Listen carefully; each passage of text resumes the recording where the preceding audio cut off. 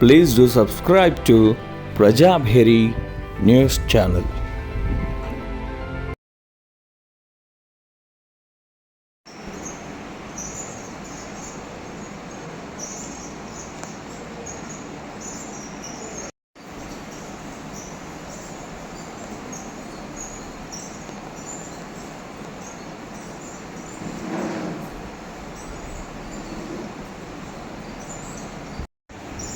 తెలంగాణ రాష్ట్ర ప్రభుత్వం నిన్న బస్ పాస్ ఛార్జీలు పెంచడం జరిగింది. దాదాపు 20% పెంచడం జరిగింది. 1150 నుంచి 1400 వరకు పెంచడం జరిగింది.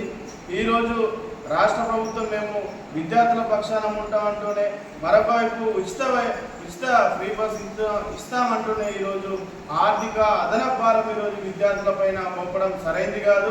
ఏదైతే స్కూళ్ళు ప్రారంభమవుతున్న దశలో, ఆ కాలేజీలు ప్రారంభమవుతున్న దశలో ఈ నిర్ణయం తీసుకోవడం సరైంది కాదు. ఈ నిర్ణయం వల్ల పేద మధ్యతరగతి విద్యార్థులపైన అదనపు భారం పడుతుంది. వెంటనే ఈ పెంపు నిర్ణయాన్ని విరమించుకోవాలి.